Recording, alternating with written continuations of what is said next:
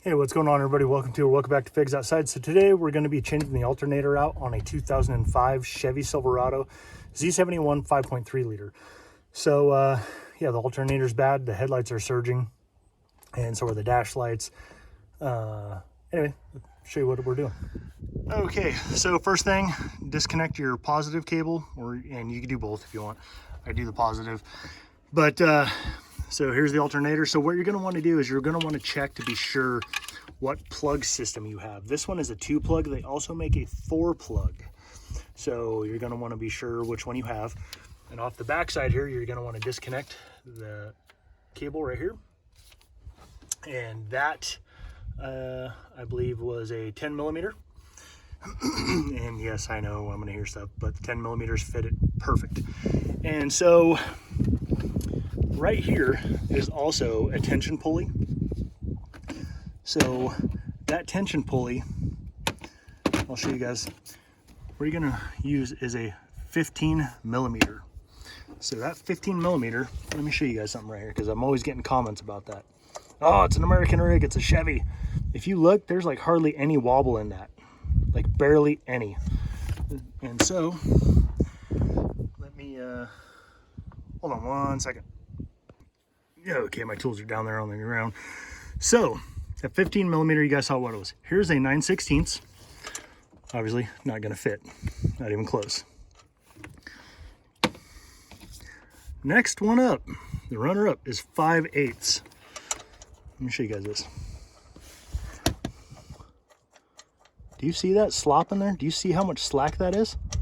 That is ridiculous. So, once again, 15. Fits on there nice. Hardly any. See that?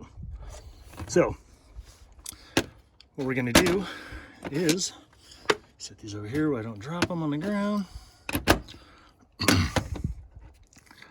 See if I can do this without sticking my finger in the view.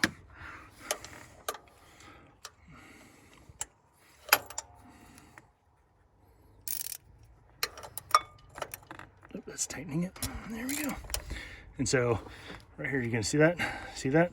That's moves. That's gonna give you slack to pull off your belt. So these bolts right here, same thing. They fit that 15 mil. You can see the slop in the ratchet, but they fit that pretty good compared to the 3/8.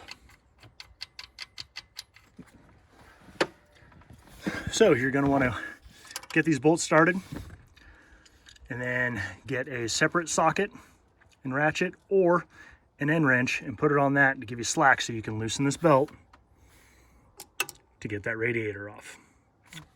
All right, there it is, y'all.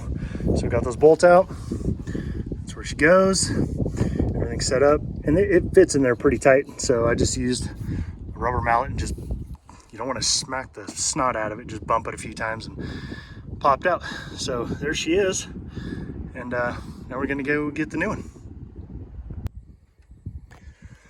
All right, y'all, so we got the new alternator and also noticed that the belt was bad for the AC. You can see all the cracks in it right there.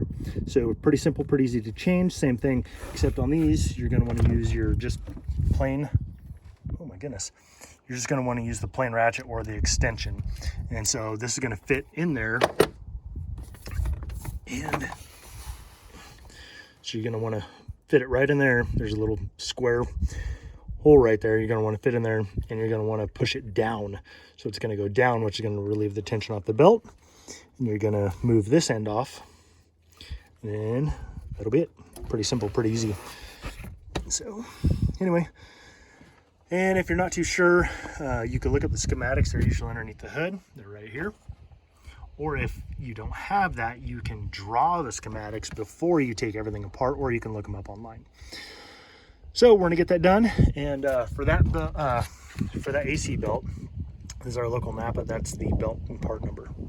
So, all right, well, we're gonna get that back in and yeah, we'll see you here in a few.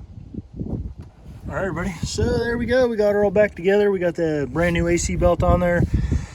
The main belt is still in really good focus, still in really good condition. We got the alternator back on there. Remember, it's going to be snug, so you just got to tap it in there with a rubber mallet real lightly. Don't get all crazy. But we got these torqued down to 37 foot-pounds, and then this mounting on the not this one, but that is the wiring nut. It's a 10 millimeter, and it is like 8 foot-pounds, which is like 106 roughly. 100, I think it's anywhere from 100 to 106 inch-pounds. So, or you could just get her fairly snug. You don't want to crank on it. It is a tiny little bitty bolt and a 10 millimeter nut, so don't get all crazy with that. I just kind of get them somewhat snug. But anyway, that is it, and we're going to get that put on. We're going to fire it up, make sure everything is spinning right, and make sure all the belts are lined up correctly. Okay, got her all hooked back up.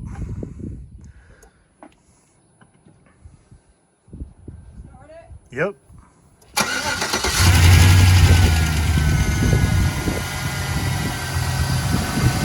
Everything is spinning true.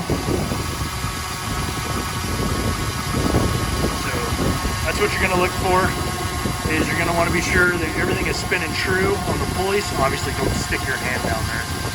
But all the pulleys are spinning true and tracked. And since you got a new alternator, you want to be sure that that pulley right there is spinning straight, because I've heard of people getting some from different auto parts stores where the pulley is just a little bit cattywampus and it will chew that belt up. So look at all your pulleys, the belt's spinning true, nothing's vibrating, and that is it. All right, y'all, so thanks for watching this video. Thanks for hanging out with us, and hope you learned something, and hope it goes smooth for you. Start to finish, including changing the AC belt, maybe took us 25-30 minutes. If we were to do it just the sander belt, it knocked off 5 to 8 minutes. So pretty easy to do yourself. You go to a shop, they're going to charge you anywhere from $100 to $300, not including the alternator. So simple deal, save you a little money. And like I said, if you like this video, leave me a comment if it helps you out, and hit that thumbs up button, subscribe. And until next time, guys, we'll talk to you a little bit later. All right, bye-bye.